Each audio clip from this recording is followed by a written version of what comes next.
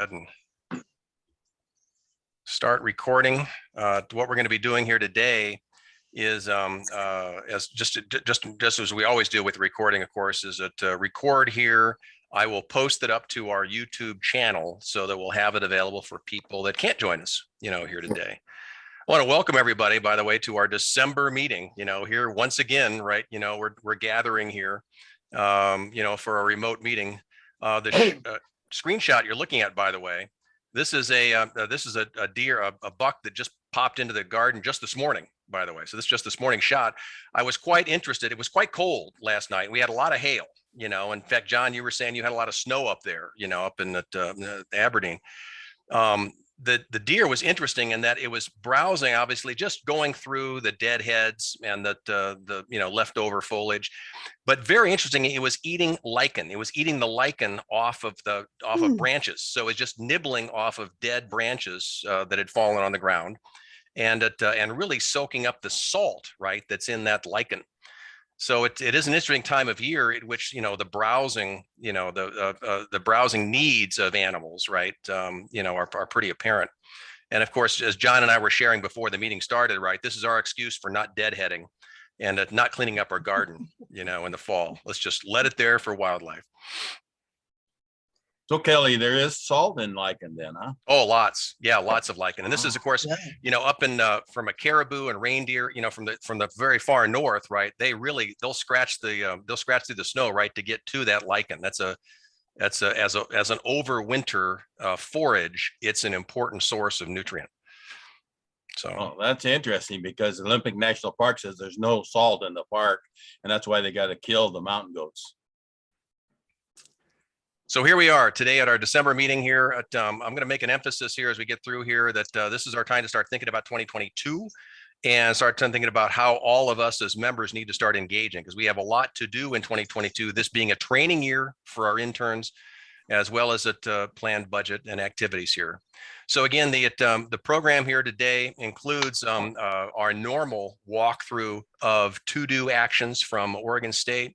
Looking for announcements and updates from everyone here. We'll talk through our program calendar as we lean into 2022.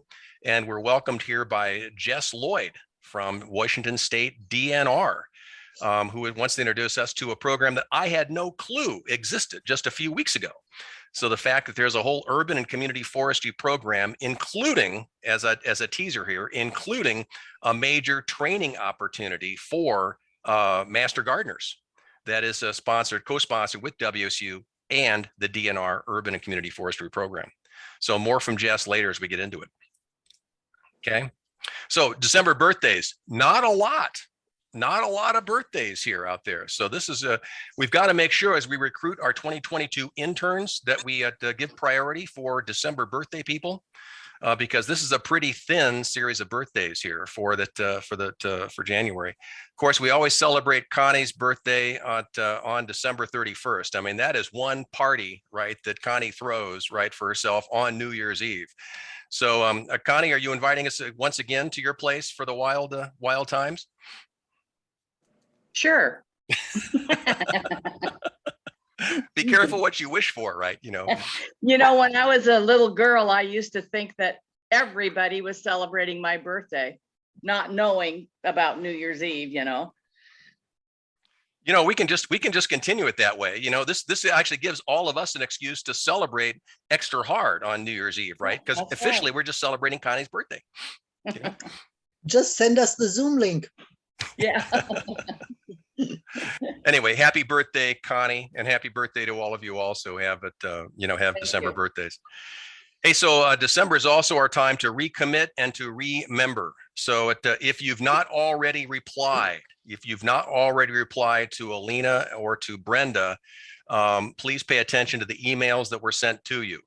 So in December, then we are asked to recommit to the WSU program. And the specific point about that, right, is that we're being asked to recommit ourselves that we will follow WSU precepts, recalling that we are official agents, volunteer agents, right, of WSU Extension in our outreach to the public. We also remember ourselves to the foundation. The foundation, of course, as we know, is that we're a separate 501c3 registered in the state of Washington. We are a nonprofit that focus on our efforts in support of the WSU Master Gardener program.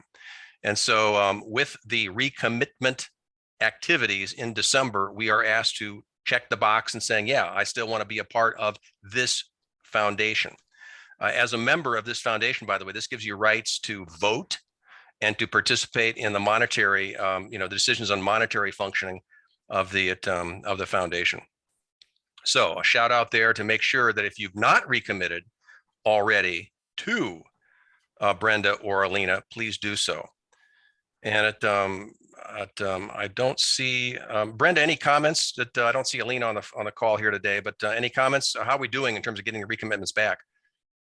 We've got quite a few back by mail and also by return email, and I've even done a couple phone calls. So everything's going along.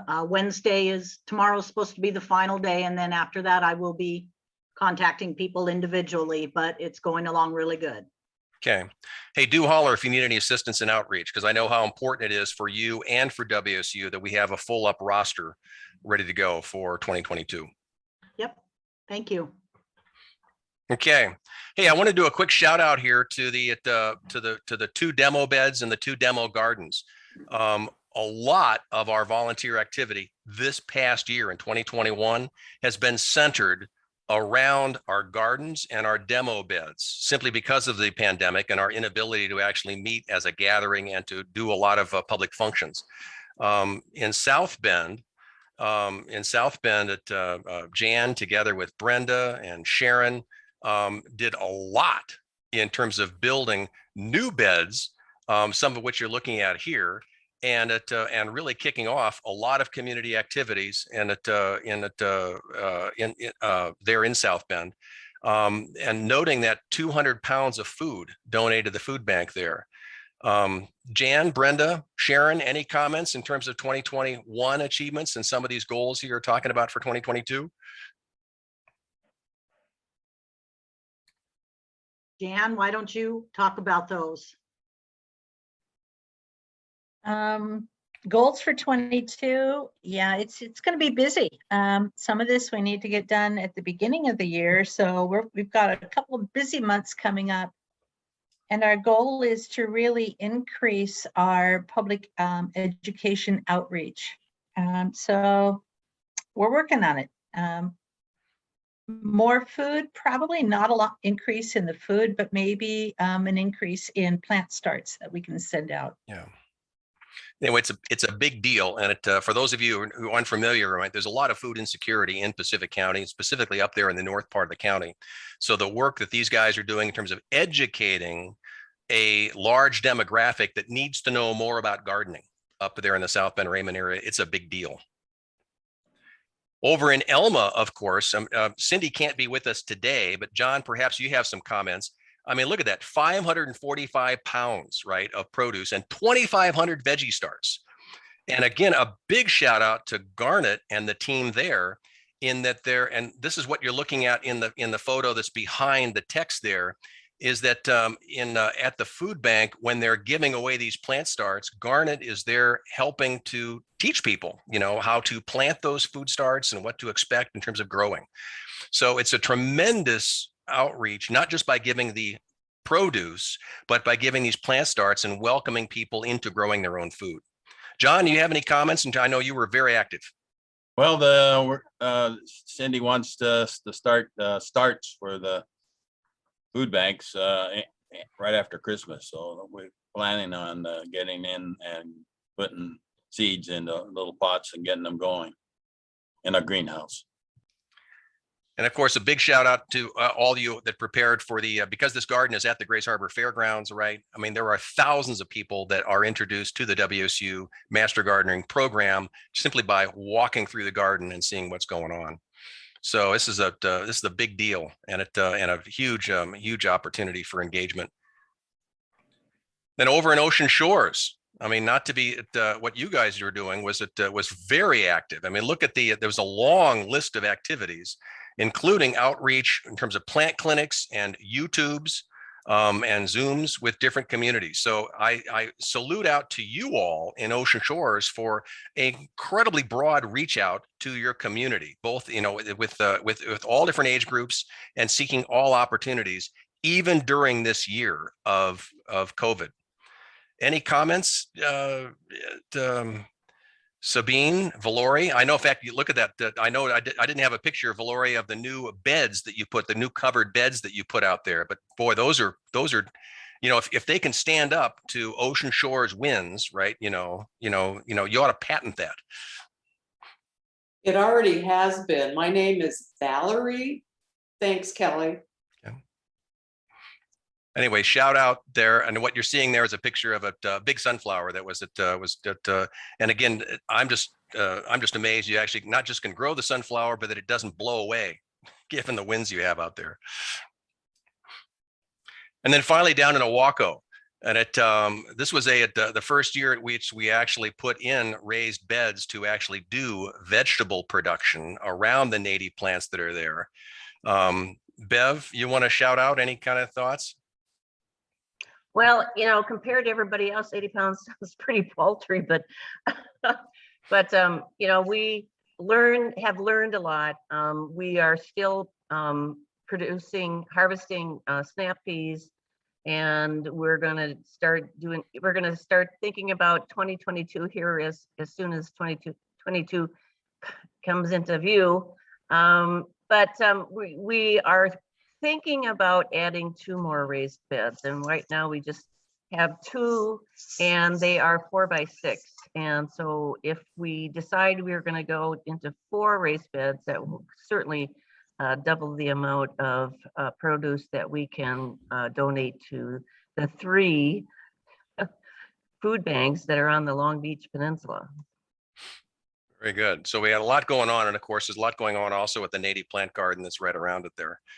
So very good. So on to December to-dos from the university, from Oregon State University, rather. Remember, they're very cautious about using your wood ashes, about using ashes out of your wood stoves and out of your fireplaces. It's easy to over potassium your yard. So they're very, so despite all the ash that you might be producing out of your fireplace or your wood stove, they're saying, look at that, no more than 1.5 pounds over the year, right? You know, for 100 square feet.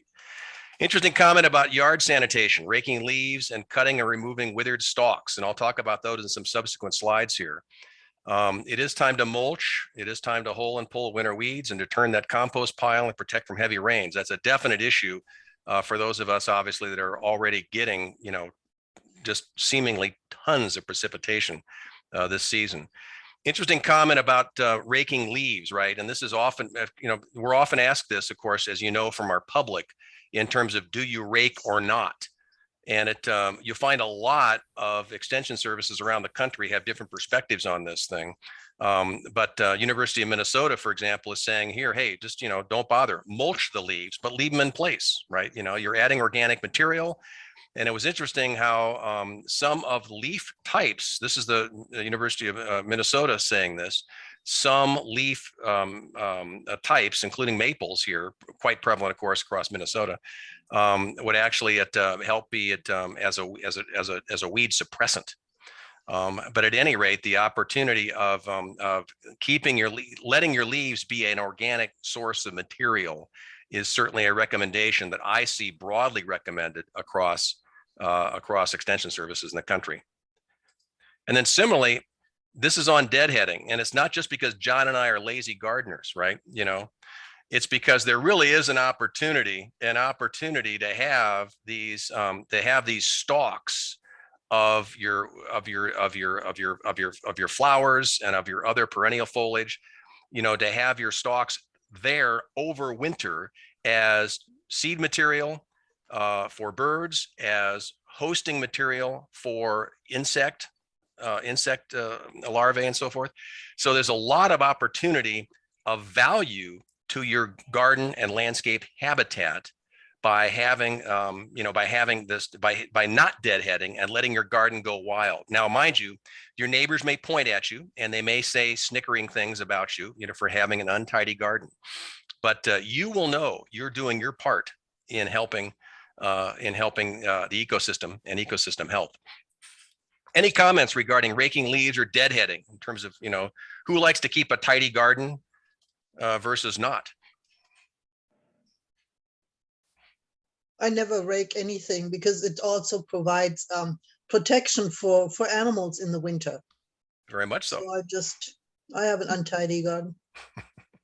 I save all my tidying up for late winter, early spring as well.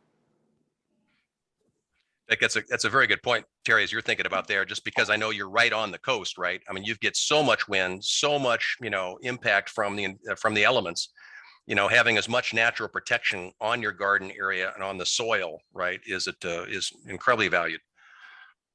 Well, also, I don't know if anyone else noticed this, but like the caterpillars were still out and about up until, maybe even a week ago. I mean, I've been surprised at how late I've been seeing them active.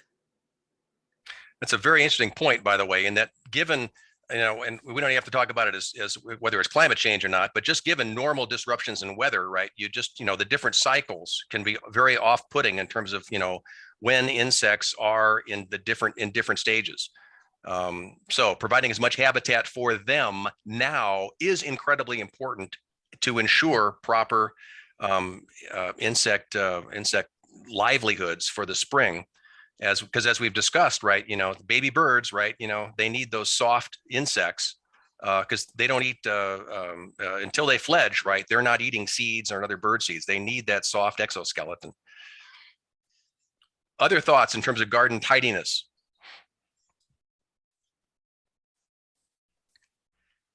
Now, as we get into other OSU recommendations on lawns, right, they're really recommending, right, is that, if it's when you get that freeze, right, avoid walking on your lawns until after it's above freezing here. You actually, can have lasting damage on your lawns, right, tromping over them. Interesting that OSU is still talking here about, drainage problems. I would hope that all of us here in Grays Harbor and Pacific counties have already thought about drainage issues on our yards and our landscapes. And of course, it's an interesting point that that second bullet there about landscape plants receiving water regularly, typically not a problem for us. But you remember Don Tapio always made that point, right? Is that wind desiccation during the winter can be especially harmful for foliage, and the importance of keeping proper moisture. Should that ever be a problem for any of us here who are already thinking about measuring our rainfall in feet. Pest monitoring. It's interesting that OSU is talking about monitoring spruce trees for spruce aphids. It certainly seems very early for us to be looking for spruce aphids. We had a huge infestation a couple of summers ago with the summer drought. And I experienced in some of our spruce trees tremendous defoliation and defoliation and death on some of the younger trees. But it's actually interesting that in OSU is saying that even now in December it's time to check for spruce aphids. So this is definitely a significant point. And of course, a clear reminder here about mulching. Don't volcano mound your mulch around your trees, right? And it is interesting that too much mulch, right, is going to provide more habitat perhaps for rats and other mice that are relatively undesirable. Okay, houseplants, poinsettias, it's the time. Don't let them touch cold windows, place in sunlight, fertilize to maintain the leaf color. Interesting comment here about reducing water and fertilization needs for our houseplants in the winter. And of course, from a planting perspective, this is the time to get the stuff in the ground, right? To get the stuff in the ground now, and to be thinking about that right plant in that right place. Any other comments? Any other comments in terms of December to-dos, in terms of things you want to do or need to do in the garden? Well, I have something, Kelly, that when I was doing having to do pest training, the Washington State University entomologist said that agelids and aphids attack tree conifers in December, January, and February, and the damage you see in the spring and summer, they're long gone. Interesting. So so you're definitely supporting the point that now is the time to be checking for aphids on the spruces. Okay, that's interesting. That's right. Yeah. Any other thoughts? Any other thoughts about, gardening to-dos? Notice I didn't put up, cleaning your tools, no one likes to really do that, and keeping those tools sharpened, but that is a proper point. As Jess is going to be talking to us, I'm sure she keeps her chainsaws all well sharpened and well oiled, well maintained. I haven't used a chainsaw yet in Washington, but I was going to say tree pruning could be a good time to do that over the winter as well. Most certainly. This is certainly our ideal time for tree pruning. And it's just what a great opportunity to get out there and do it, especially on a decent day. Okay. Okay, jumping ahead. Reminder, by the way, first of all, a thank you to everyone who voted and participated in our elections here for 2022. And again, a shout out to the nominating committee that put together the whole cast of characters here that will lead this merry bunch into the next year. So PJ could not be here with us today. She has a doctoral. She's pursuing a doctorate, and she's in it in a training program for that today. Sabine, of course, is here as our president-elect. And you see the whole cast of characters here, including some team assignments, right, to ensure that we actually are backfilling, that we have support resources, and we have succession plans built for various roles here. So shout out to all the folks that are signed up to lead officially in officer and director positions for 2022. And again, a reminder then to for John, Margie, Terry, and Cindy that hey, all of our support, all the support that we all can provide as a volunteer basis is highly welcomed. And as a service organization, it is our expectation that we will step forward and volunteer actively and enthusiastically. So reminder about who we are, of course, as a foundation, as a nonprofit, right? Is that we work in support of our WSU program. We fundraise for growth. So a big part of our work in terms of raising money and raising funds is to fuel the programs. We'll be talking about our treasurer's report later in the board meeting. A quick shout out, of course, to Sharon and to Renee for maintaining books. Fortunately, because of the cash that we've earned in past years, we will not end the year in the black. But we certainly will, have sufficient cash reserves to carry us well forward into 2022.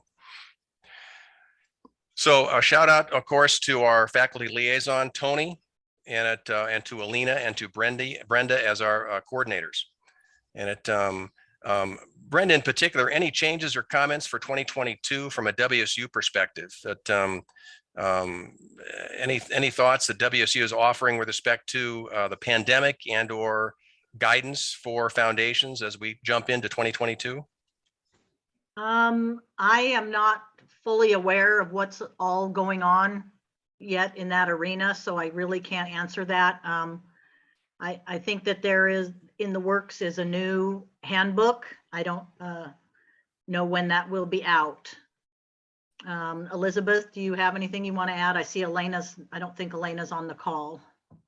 At the last time I heard anything from Elena that the release date for the new handbook, the new training manual has not been decided on.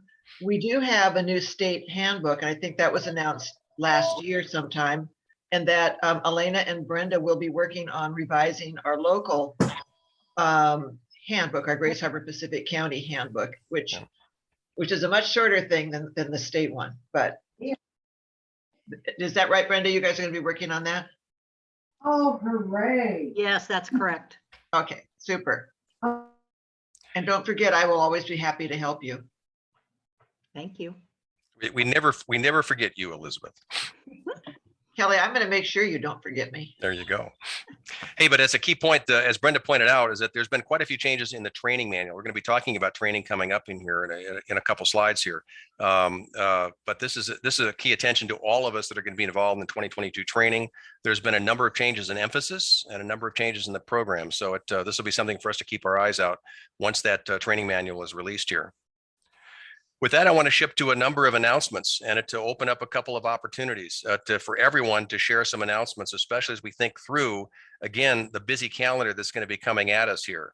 I want to kick it off by making a note that Cindy, again, couldn't join us here today, but I wanted to remind everyone that the 2022 training calendar is out.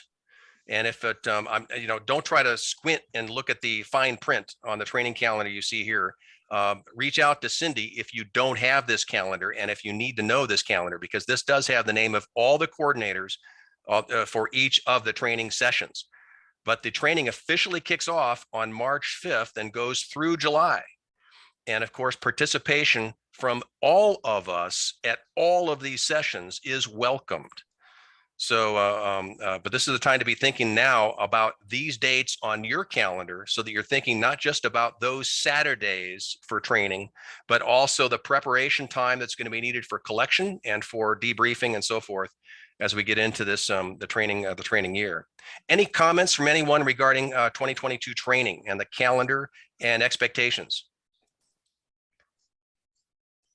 And again, Cindy couldn't be with us here today, but I wanted to make sure that I'm well representing and well championing her interest relative to all of us becoming involved in training this year. Okay, so definitely do pay attention to some of these dates. And if you don't have this calendar and need to reach out to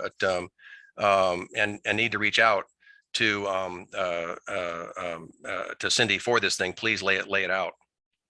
The other date I certainly want to make sure that we're on a calendar here is the 14th and 15th of May. And Terry, Rhonda, Robin, any comments you want to pick up here in terms of, we're certainly crossing our fingers here that we'll be able to actually do this year.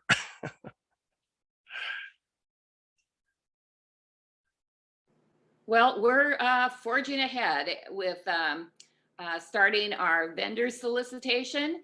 We've already had a few companies reach out and say that they're interested in participating. So hopefully this will be a fabulous show, and it's a great way to get volunteer hours and see each other, which is another important part of the Home and Garden Show. Plus, we did select a date for the garden tour, providing we can find gardens. So the other date you might want to put on your calendar is Saturday, July 23rd. We really need some leads on gardens in the Aberdeen, Hoquiam, Central Park, kind of the greater Aberdeen, Hoquiam area. Anyway, hopefully the garden tour will be happening as well as the Home and Garden Show. Oh, the other thing for the garden tour is plants. If you do brave the elements and go out and start to move things around in your garden, remember that to pot up a few plants for our Master Gardener plant sale, which is attached to the garden tour. What's often the most popular are perennials that are blooming in July at the time of the garden tour, but don't hesitate to pot up other things. I'll echo that, Terry, in terms of having to work that plant sale last year. There's an incredible amount of interest from the public in terms of plants that we as Master Gardeners grow. So they're very interested. We had folks that were very interested in some of the specialty and unique plants that we had available. And as you're pointing out, now is the time to be thinking about what sort of starts we might want to make that would be ready by July 23rd. Mary Ann McCabe has already potted up 24 pots. I'd like to add one thing to that. It is really important that we know what the plants are. We had a lot of things planted up last year that even the members couldn't identify, please write down on a piece of paper, mark your pot with the tape and the name, somehow indicate what it is you were donating and what it is that is growing in that pot so that we can make the appropriate signs and talk about it with the public that's interested. Nothing worse than having plants that we don't know what they are and we're selling them. So a Christmas present to everybody can be a plant, can be, get on Amazon and buy those little plant stickers, Yes. and a nice water Yes. soluble marker, right? Water durable marker, right? To get those plant IDs done. If if anyone needs 1 gallon nursery pots, kind of the standard size pots, I have lots. So if you need some pots, I'm happy to figure out how to get them to you. Terry is admitting that she has a problem. She has many and that's just that this, that's it, all of us who have accumulated pots over the time, right? We share this mental problem here of just having, so if we can disgorge ourselves of 1 gallon pots, we're doing our mental health a favor as well. Robin, you had something to share?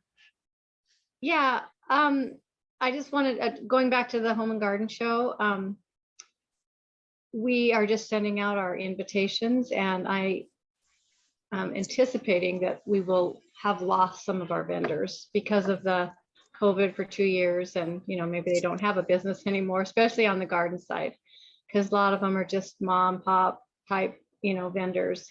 And so we are looking for new vendors always. And I know Helen sent me a couple of ideas a couple days ago.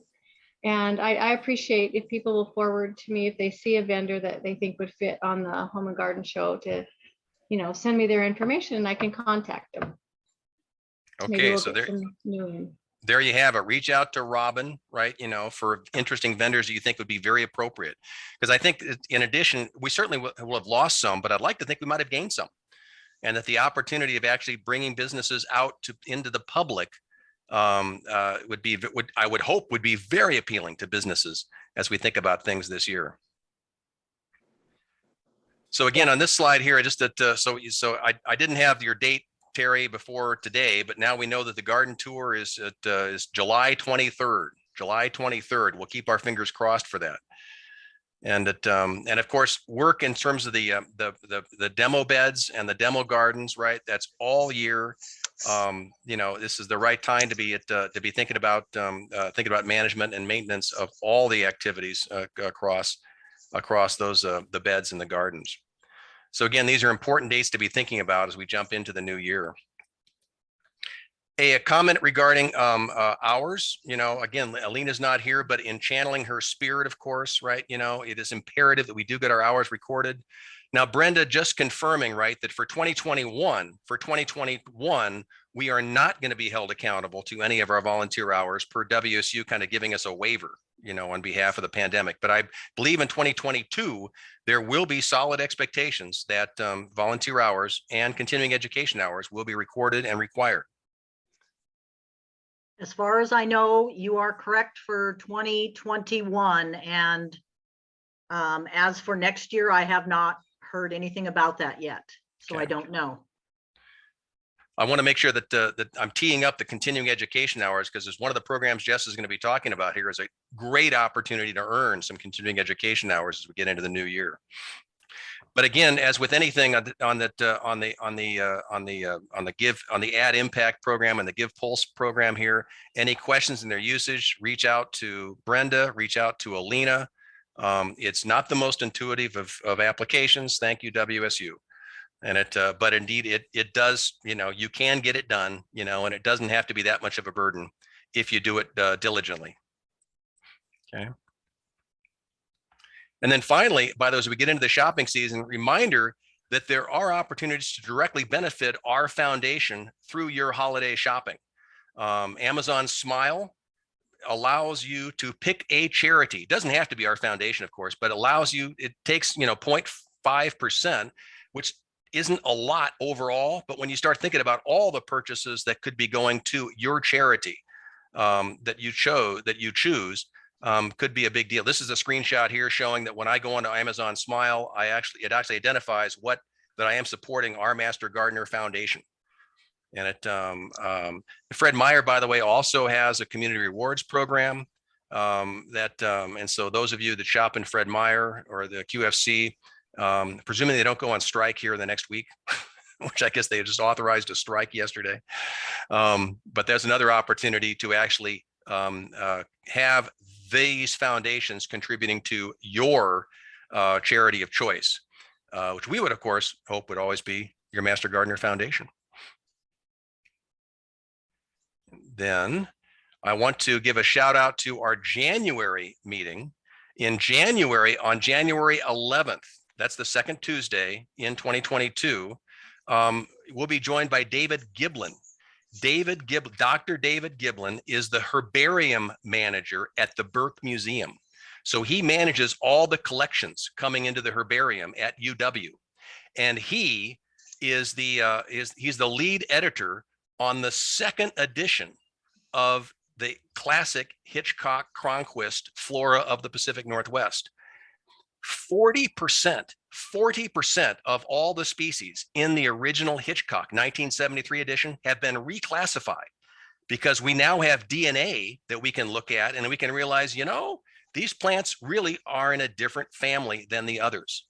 So I've already purchased, by the way, my new copy of this Flora of the Pacific Northwest. It's a, you know, it's not exactly a page turner, but I tell you, it's a, it's far more approachable than the 1973 edition. And again, given the level of reclassification of these plants, it's been a big deal. Anyway, we're excited to have David join us in January. He's excited to come talk to us as well, by the way, because imagine this is a multi-year project of a whole team of people, right, to bring plant classifications into the 21st century, given the technologies that we have. Oh, by the way, just a quick shout out for those of you who've not visited the Burke Museum recently. Bev and I were just up there on Sunday, and we're just blown away by how engaging and how interactive the exhibits are. Yeah, they're intended for children, but also for very curious and intellectually probing-minded adults. So I think, if you get a chance to get up there and spend some time there roaming through these exhibits, it's well worth the time and well worth the energies. By the way, how many people here have the first edition of the Hitchcock? I'm curious. I do. There you go, John. Hours of botany that I took in college. So you're trying your therapist is trying to work that out of you, right? That's right. Hey, at any rate, though, so I do want to welcome our speaker today is Jess Lloyd.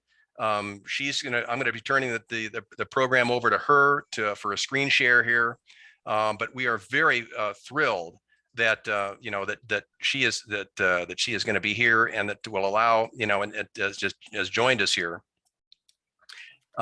Jess, I'll leave it to you to introduce yourself and to pick up the screen that you want to share.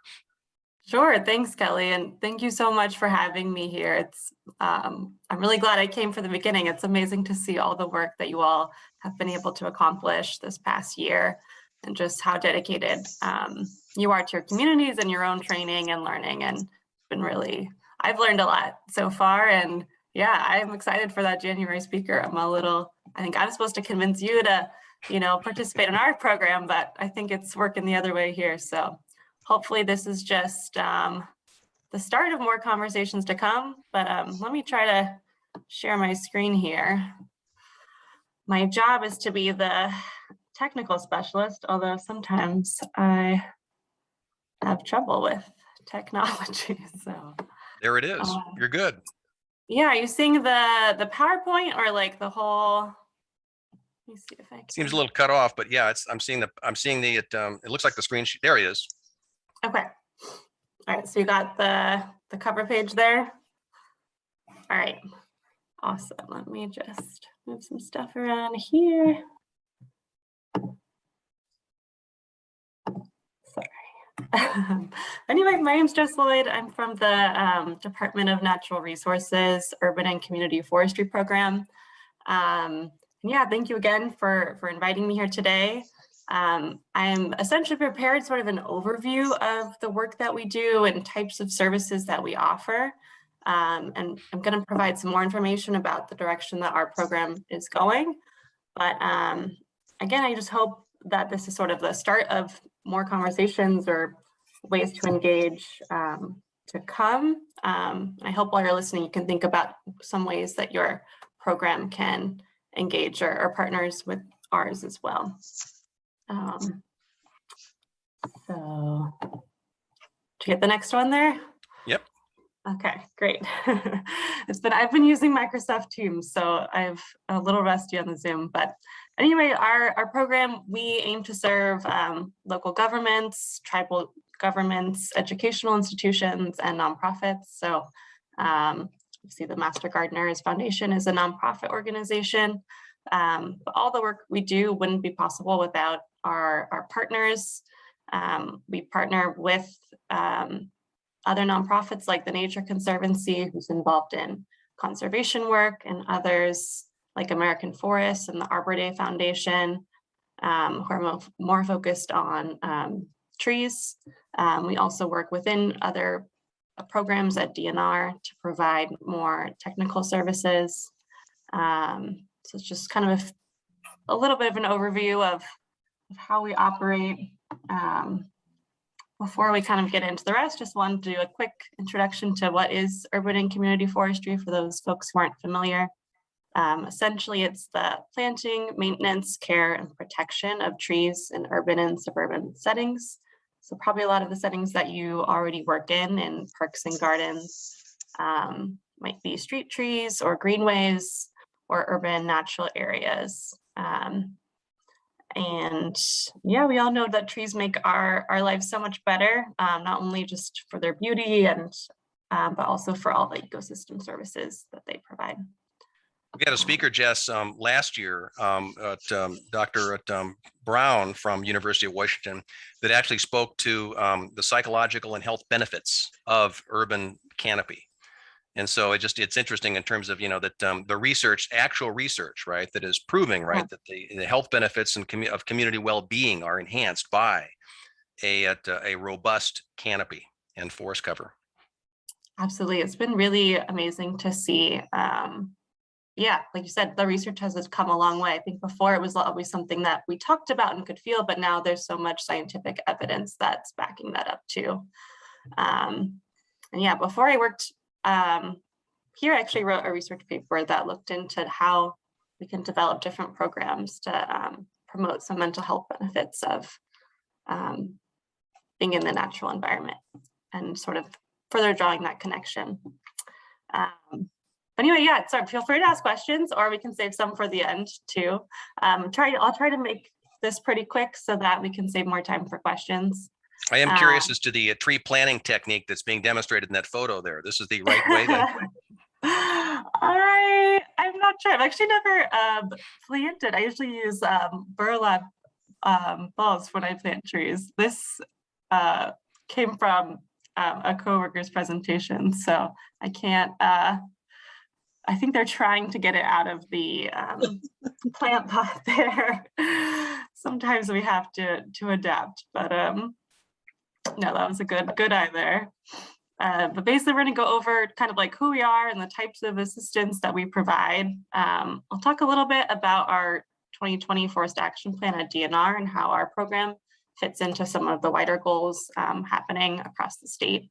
I'll talk about the Evergreen Communities Act, which is some of the current projects that are related to that and sort of the direction that our program is going. I'll also talk about grant opportunities, which the Master Gardener Foundation would be eligible for, although we're focused on trees. If you want to incorporate something like a fruit orchard or get more involved in tree planting and training, those kinds of projects would be eligible for our grants if you're looking for more funding opportunities. I'll also mention a couple of our partners and other ways to engage with them that might be interesting for the Master Gardeners group. So this is our current team. I'm actually the newest member of the team. I just started in August, and I'm actually really excited to talk to you guys because I got my background, or I started out in horticulture before I started working in forestry. So I'm also just a plant person overall, and although I'm slightly biased towards trees at this point. But yeah, we have Ben, who's our urban forestry program manager, and he's been with the program for a long time. He was in my role before for about 10 years before he took over the program manager role.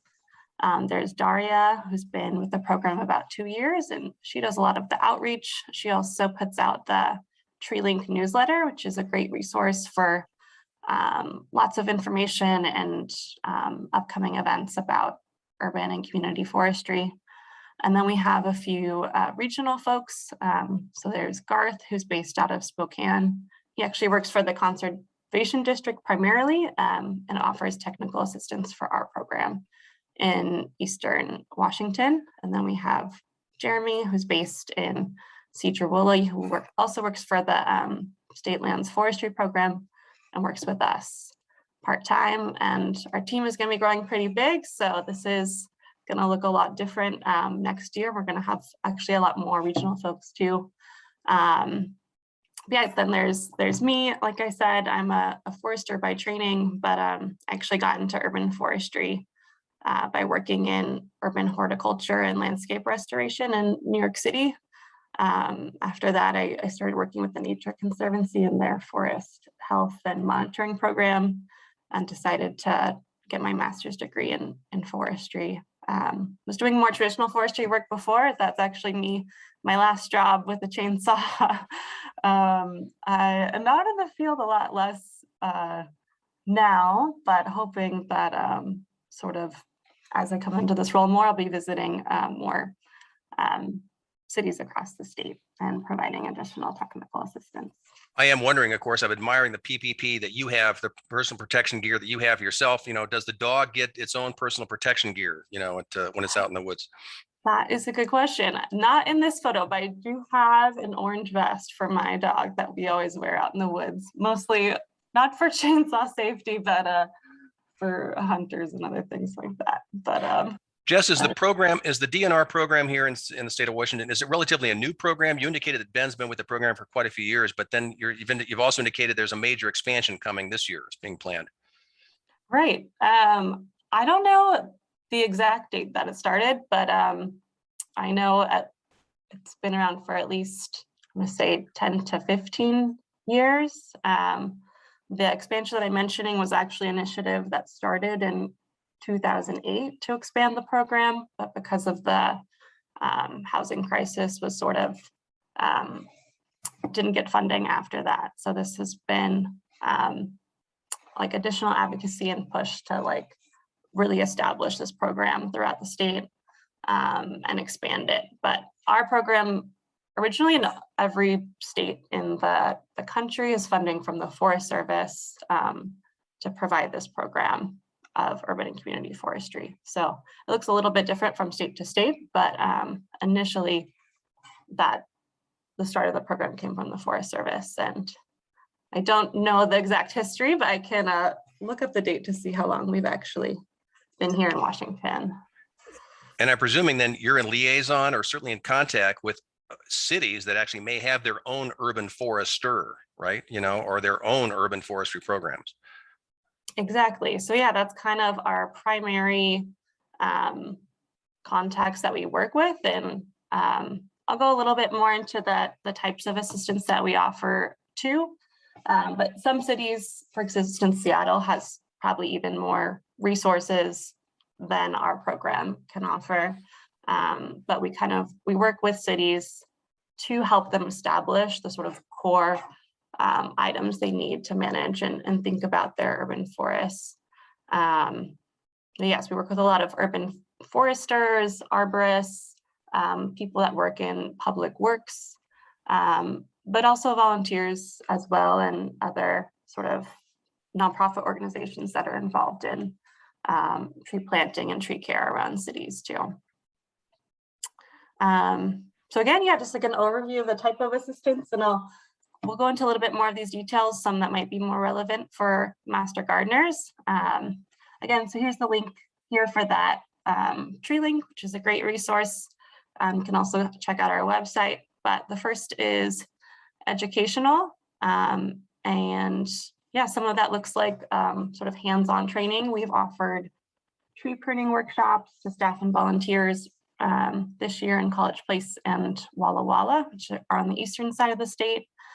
We also do like tree care demonstrations, but we're also here to provide resources and tools about trees and tree maintenance. The second sort of bucket of assistance is technical assistance. So that's just like a little bit more, I guess, in-depth role to help primarily cities develop their policies and ordinances to protect trees, but also like I get a lot of questions from cities about guidance on tree selection and forest health issues as well. Finally is our financial bucket. This primarily is our community forestry grant program, which has expanded really significantly this year. And we also do reimbursements for Arbor Day tree plantings. So again, just want to look at some of those educational opportunities a little bit more. Kelly highlighted this program that was developed in partnership with WSU Extension. This is an online self-paced training course all on urban and community tree stewardship. It's really great. You should all sign up. So you can learn about tree biology, how to like evaluate a site and select the appropriate tree for that place. You can learn about nursery production, although it already sounds like a lot of you have some familiarity with plant propagation, but this can help you learn how to sort of select trees from a nursery and things to look for, and also how to properly install different types of trees and additional pruning and tree care activities. Some of the other educational opportunities we provide are sort of training and workshops on tree planting, tree identification, how to identify urban pests. And we also offer webinars throughout the year. Last year, they provided webinars on our urban forest pest readiness project. So another bucket, this is like more of my bucket, is the technical assistance. Again, just I'll plot a few things here. We provide guidance and best practices for tree care and tree selection. We can help cities review their urban tree inventories and urban forest management plans. We can also help people utilize available urban forestry tools for tree canopy assessments and stormwater infrastructure. Another important one is just connecting other folks to our partners and experts at DNR. So this is actually that a spruce tree that was affected by aphids that you mentioned before. I know this was before my time, but they had folks do monitoring. We do an aerial survey at the DNR every year, and they mapped out the areas that were highly impacted by aphids on spruce trees in that region. So we have a whole slew of experts at hand that can help sort of identify and mitigate some of these forest health issues too. So again, a few of the things that I already mentioned, our program is here to help communities sort of establish like the key elements they need to manage their urban forests. That can, this is not like a linear steps, but this is something we track along with the U.S. Forest Service. And so usually the first step is establishing a community or urban forestry ordinance or tree code, which are generally policies designed to help and protect urban trees. The next step would be to delegate a tree board or person responsible for making decisions about trees. And once those two elements are established, typically the next step is to sort of learn about what trees are there, and that can take the form of a tree inventory to identify sort of species and age and size and conditions of public trees, or can also look like a canopy analysis, which looks more at tree cover and how trees are distributed across an area. And all of that information helps inform an urban forest management plan, which can help communities make long-term sort of plans and decisions about managing their urban forests. And also on there is sort of manuals for standards and practice, which can help supplement an urban forest management plan. So just briefly kind of highlight how our program fits into other programs at DNR. In 2020, the DNR finalized their forest action plan, and this is just sort of a guide for actions and activities for a variety of forestry programs over the next 5 years. So the first goal was to advance the equitable delivery of urban forestry program services to address public health disparities in communities and neighborhoods that may be particularly vulnerable to the effects of climate change. I'll talk a little bit more about how we're thinking about that right now. Goal 2 was just to sort of reinforce what we're already providing, which was provide technical assistance, educational programming, training, resources, and support for urban forestry planning, management, and maintenance activities. So we're going to be able to expand that a lot with the new staff we have coming on board. Goal 3 was to leverage partnerships to enhance the delivery of urban and community forestry program services and build greater awareness, recognition, and understanding of urban forest benefits.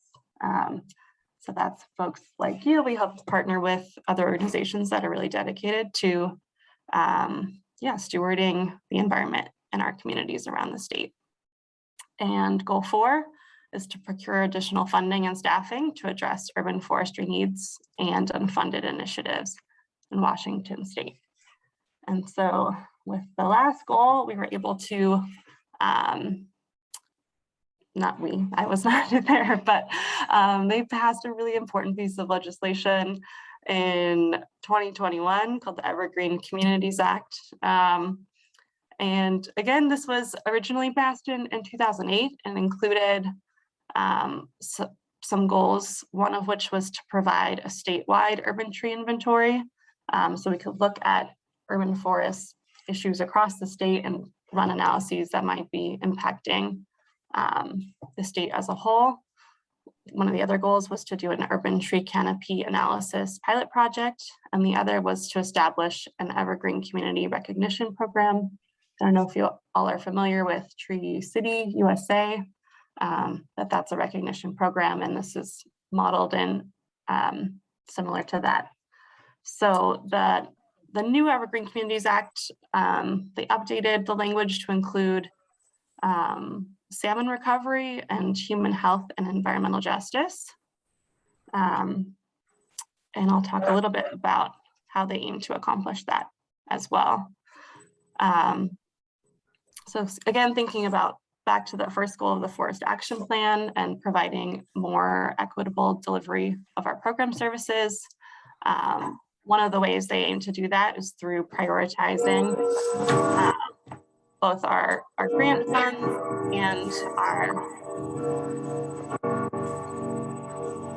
I'll just keep going, and our program resources based on need. And this is actually the Health Disparities Map developed by the Department of Health. And they look at factors like air pollution and proximity to toxic waste sites. And they've basically developed a score that communities can look at to see if they're at risk of more human health disparities.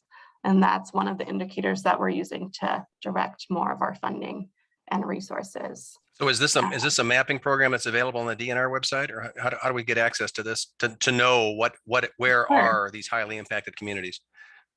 Yeah, I don't have, oh, sorry, I was just gonna see if I had the link there. I don't have the link in my notes here, but I can send it to you in a follow-up, and I think I'll have a few links to send to you all as well. But this is from the Department of Health. If you look up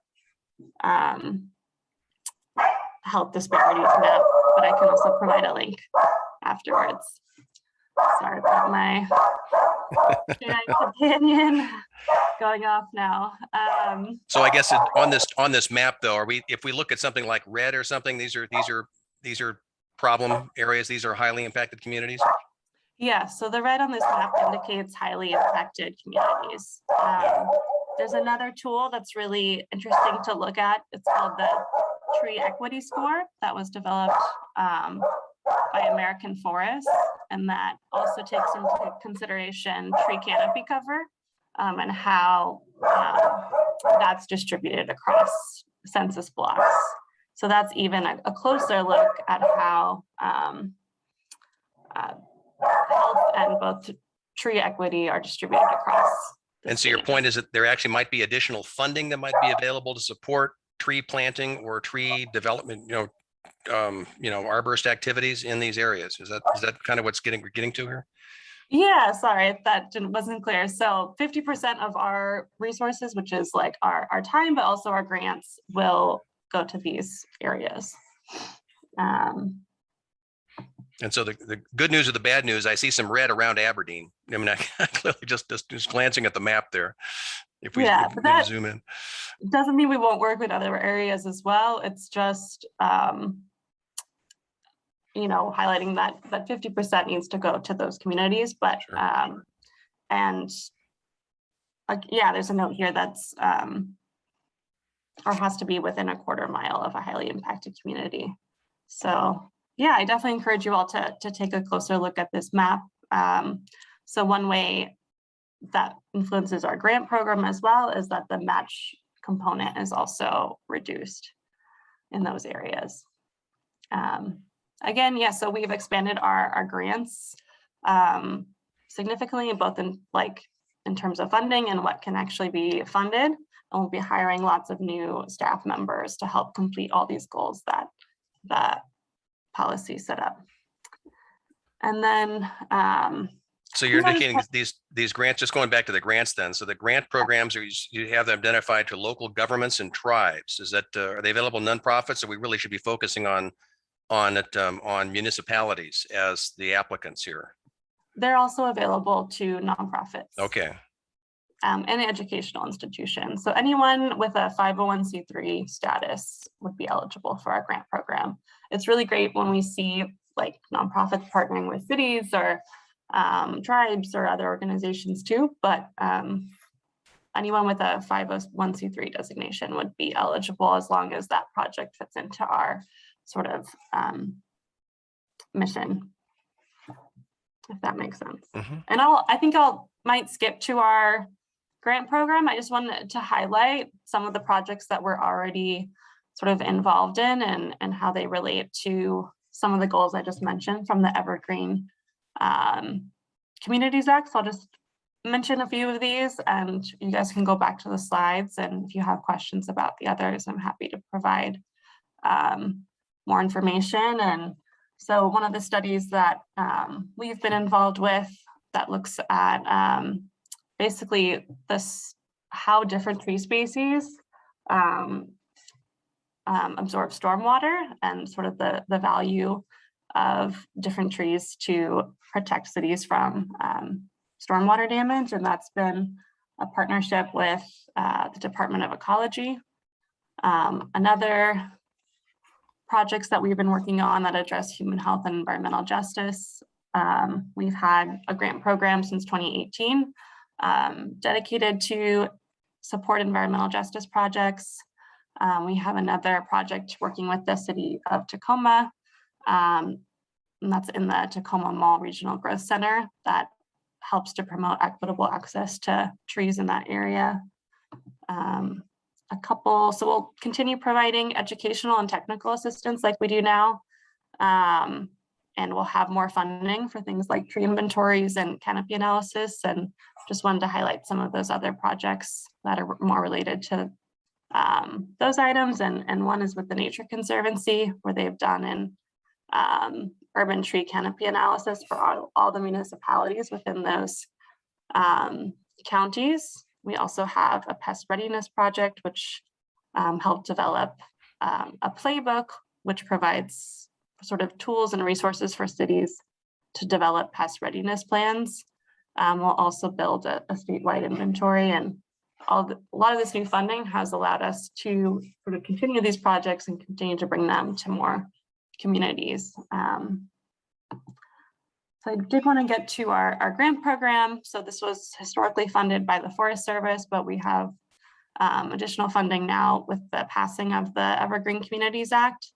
So yeah, these are all the eligible entities. So if you're interested in applying this year, this is a really good year to apply. We have up to, well, over $500,000 to provide folks to help them with the projects that they're working on. The minimum request is $5,000 and the maximum is $40,000. There is a match requirement, but that can also be done in things like volunteer time. So thinking back to that map that I showed you, that map would be reduced for folks that scored an 8 or above on that higher environmental health disparity score. We're actually going to have a grant webinar on Thursday if anyone's interested in learning more. There's also a link to our website here that has all the information on the grant if you can't make it. And applications will be due on March 4th. And the project timeline will be for a year. So we're really hoping that folks that are funded will really be able to take this and sort of run with that project over the course of the next year. Sounds like the focus of prioritizing the scoring of those grants, right, is going to be having this environmental equity and so forth. This is the really trying to aim for areas that we know are disproportionately disadvantaged relative to tree canopies or blighted neighborhoods, for example. Is that there's a theme that's coming on this? Yeah, that's definitely one of the goals. Another is just like we have listed here is to provide more public tree inventories and canopy assessments. So some of those like core foundational things that are required to manage urban forests. But it's certainly not, exclusive to those types of projects, but yeah, that is definitely one of the main things is to address this like historical issue of inequity in both funding and where tree canopy exists throughout the state. But there's still opportunities to provide other types of innovative projects. We've seen or funded projects in the past that were related to education and outreach, helping communities develop manuals or other sort of training guides. One thing I was thinking about when you were talking about the gardens that you all work with and the food that you provide is, I know in the past we funded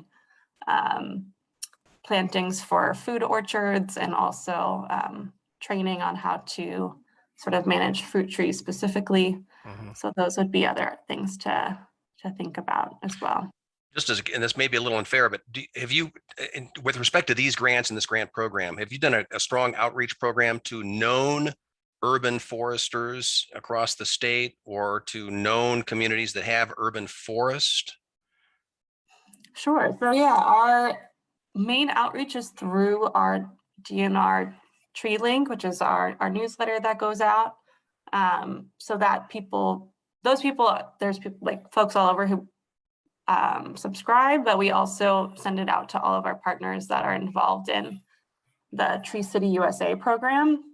So those are the folks generally that we know have a developed or developing urban forestry program. But this might be an opportunity for us as Master Gardeners to be pushing out to the urban foresters and the urban forest municipalities that we know of, making sure that they're aware of these programs. For I know that the city of Owaco, for example, just bought several thousand acres to protect their urban forest in their watershed. And I can imagine that perhaps there could be some opportunities for this grant money in terms of tree inventory or tree management within inside of that protected area. We also know that Montesano, of course, has a 5,000 acre urban forest, and that Aberdeen, Hoquiam have an urban forester. So.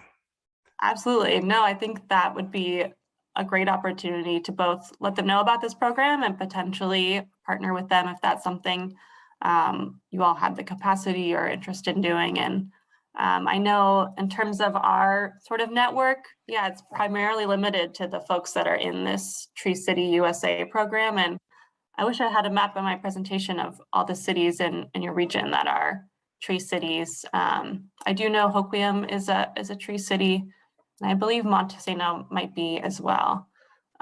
So some of those folks should know about our program. Would be great if you could share it with others that might not be familiar with it. That would be awesome, because that's who we're trying to reach, are people who have not engaged with our program in the past as well. Yeah, and just last thing, I wanted to mention a couple of our other partners and ways to engage. There's a great program with WSU Extension called the Forest Health Watch, and they have a series of citizen science projects where you can report things like Western red cedar dieback. They use this app, iNaturalist, which you all may be familiar with. It's just like an amazing tool for plant identification and research. So they have a few different projects they're working on that I think they would also be a great speaker to invite to talk to your program as well, if that's something that was interesting to you all. I know right now they also have a grant to help identify sturdy bark disease, which primarily affects maple trees, and they're collecting Oregon ash seeds sort of in advance of thinking about emerald ash borer, which is a pest that's primarily devastated the eastern side of the United States. But another partner is the Washington Invasive Species Council, and they have a great website if you want to learn more about invasive pests and plants. And they also have an app for reporting too. And then finally, yeah, a few of our upcoming opportunities. We don't have a whole lot right now, but certainly we'll have more in the year to come. We'll be hosting a webinar about our grant on Thursday. There's another, this is in Tacoma, so not near you guys, but there's a madrone tree walk with one of our, with an organization in Tacoma. This is another grant opportunity. And then, yeah, a final reminder about that WSU Urban and Community Tree Stewardship course. I think that would be a really great way to get started learning more about urban and community tree stewardship. And again, there's the link to subscribe to the DNR Tree Link, which is our newsletter, and my email address. If you have pretty much any questions about trees, you can email me and I will answer or connect you to someone that can. So, and first question I wanted to follow up with, Jess, was that you indicated in one of the programs you funded was actually a stormwater pickup capacity per tree species. Is that right? Did I understand that correctly? That you've done a study in terms of how much stormwater an individual tree species can pick up? Yeah, so this one was a PhD student at Evergreen was sort of the project lead, and we were working with Department of Ecology because they were thinking they could use that information to help inform their permit program. But yeah, so they compared 3 native species. It was red alder, red cedar, I'm forgetting the other one at this time, to compare their ability to absorb stormwater, knowing that that could have, really big implications on restoration projects and how we think about stormwater management with trees. One of the biggest findings was that evergreen trees absorb a lot more water than deciduous trees for stormwater management. But the project was in Evergreen at their university, and I don't have all the details on their reports, but we'd be happy to share that with you if that's something you're interested in. Just wondered who was the winner. What was the winning species? You said it was a conifer, I guess, huh? Yeah, it was definitely a conifer. I am trying to remember the difference between, it was Eastern red cedar. I can't remember the other one off the top of my head, but unfortunately. There was another stormwater project that was actually looking at tools that were developed. There's a tool called iHydro and another that measure stormwater in urban environments, and they were sort of looking at the effectiveness of using those tools at different scales. So at a watershed scale versus a street scale, and which tools to use in what types of situations. Other questions for Jess?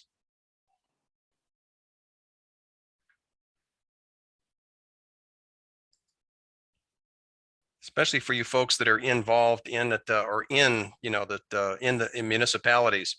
I'm sure you've seen areas within your own municipalities where perhaps trees, either natively set or planted, have not been maintained properly, or certainly not pruned properly. And we certainly have all seen how our public utility districts, right, can just wantonly, you know, attack trees that are affecting power lines, and it, you know, contributing to not so healthy tree throughout our neighborhoods. I'm also curious, Jess, about, you know, the comments you made about the, you know, inequities. When you start thinking about the inequities of tree canopies across various neighborhoods, and I think there's been quite a bit of research that, to exactly to your point, that shows how income disadvantaged neighborhoods, right, are truly tree deprived, and the canopy coverage is far less than in more affluent neighborhoods. Yeah, and I think that goes a lot about what you said too, about how some of these health benefits that trees provide in disadvantaged communities, they're already exposed to all these other you know, health disparities, and also having less access to tree cover just sort of amplifies that disparity as well. And that's, I think, yeah, we have a lot to do to address that. It's, you know, a historical issue, and just excited that we're making that a priority for our program. Questions for Jess? She is R-linked to DNR.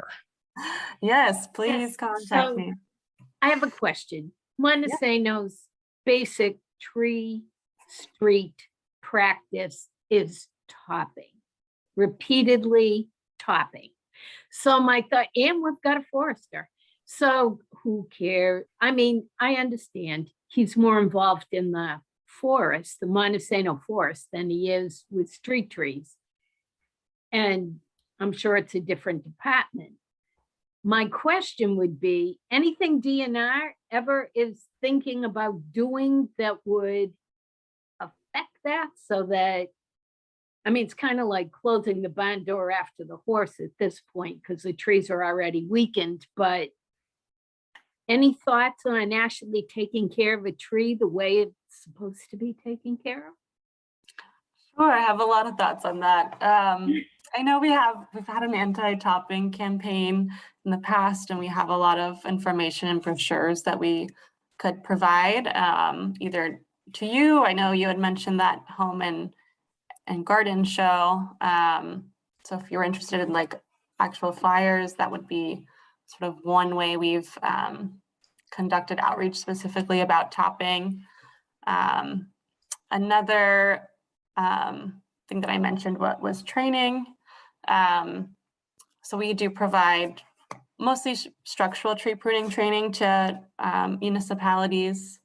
Like you mentioned, in this instance, it sounds like there's a practicing forester who's possibly not an arborist, which are pretty different disciplines, and that foresters look at you know, forests and manage them as a whole, and arborist looks at an individual tree and manages that individual. And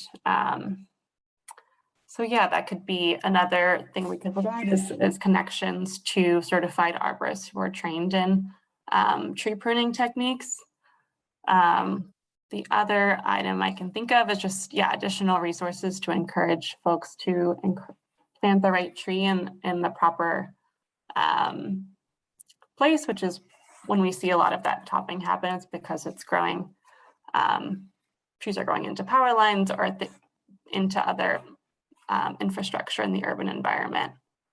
I guess another last thing I'll mention is one really cool thing I saw in New York was actually a community program to train tree pruning stewards in different communities in the city. And each year they would train like a different neighborhood, and those people would help with the structural pruning of the city's younger trees primarily. But I hope that answered your question, but happy to clarify if not. So Chris, I'm wondering if this is just following up on that. I wonder if this could be an opportunity for us to make it us to make the city of Montesano aware of this grant program. So, for example, perhaps a pruning training, or at least pruning awareness, or the fact that we're going to put a big silver star on Jess and she's going to come down and wreak havoc, at the city council, right? Or tree pruning techniques. We tried that with both Aberdeen, Montesano. They're not interested. Jude Armstrong, she went out and tried to convince them on how to properly prune street trees.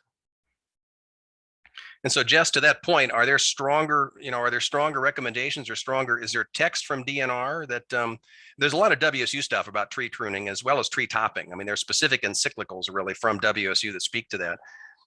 Does DNR have similar, strongly worded white papers or brochures to that effect? We do have some resources, but primarily we utilize those that have been developed and sort of promote the best practices. So there's a guidebook from the U.S. Forest Service that we often give out in our pruning trainings, and there's also the ANSI standards, which are developed by the International Society of Arboriculture. So professional arborists that have come together to develop tree pruning standards. So those, I don't know if you're right, like the ANSI standards are specifically for those tree are pretty pruning. specific. Yeah, but if you could share those links, by the way, that'd be great to have those, by the way. Just Yeah, another really good one, which I know is far away, but there's which I'll also send the link after, is the University of Florida Urban Forestry Program provides a lot of good resources as well. So we do occasionally develop our own internal resources, but a lot of times it's sort of connecting people with existing ones as well. And I think with the expansion of our program, that's certainly something we sort of aim to do more. Any other final questions for Jess? I want to thank you, Jess, for definitely joining us here today and for sharing these important, and for most importantly, just for all of us out there, making sure that we all know that DNR has this program and this DNR has this initiative. And so there's this opportunity of taking advantage of these resources. And just as we've been discussing here, of making sure that the municipalities and the people that we work with are aware of these resources, so that they don't have to be stumbling about, and trying to figure out on their own, that there's a state-funded program to help guide them in this effort. Great. Well, thank you so much. Yeah, I think probably the best way to hear about sort of news and updates again is that tree link, and Kelly, I'll follow up with you with some of those links that we mentioned as well that you can distribute. Very good. We'll get it shared up there. Yeah. Okay. So again, Jess, I want to thank you for this time here, and and for sharing these thoughts in here, and for the contact information. And with that, yes, and Brenda has a little, thank you of applause there. That's for sure. So this sort of thing here, that's for sure. Hey, so this is it's great information, and it's hugely valued. And so as we've indicated, this will all be recorded, and we'll package this up on our YouTube. So there'll be other individuals that will be seeing this as we follow up on this thing. Okay. Great. Well, thanks again for having me. Take good care, and happy Christmas to you. And I just wanted to think about, by the way, a Christmas stocking stuffer. I would, as Rhonda was talking about getting those plant labels done, I was reminded that there is the tricky thing we often have when we're labeling plants for outdoors is that, even if you're using a Sharpie on plastic or a Sharpie on wood, right, you often do not get that lasting ink durability, right, given the elements we have to deal with. And I was introduced to this item here, this paint marker pen, by a horticulturist whose brother is an artist. And the horticulturist and the artist combination figured out that this product is a little paint marker, and this thing, once it's on a piece of plastic, once it's on a wood, it ain't coming off. So you can proudly, label your plants on a plastic marker, and this sucker works.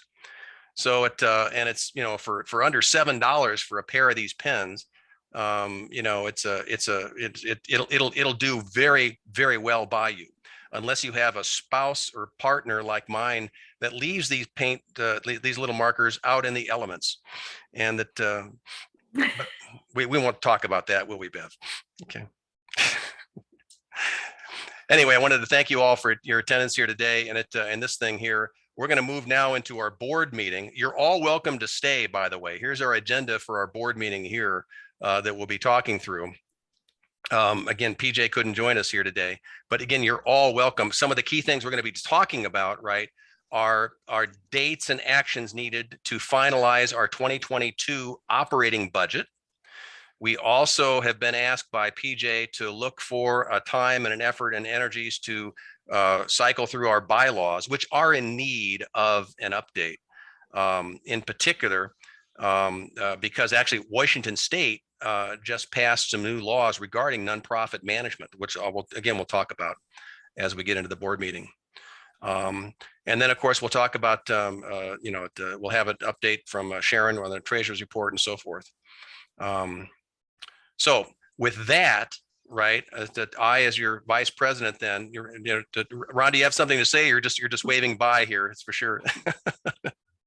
Okay, she's saying, and happy Christmas to Rhonda and to those of us who can't join us here. Okay, so with that, then I'll call our December meeting of our board to order. Okay, I'm going to go ahead and stop the recording.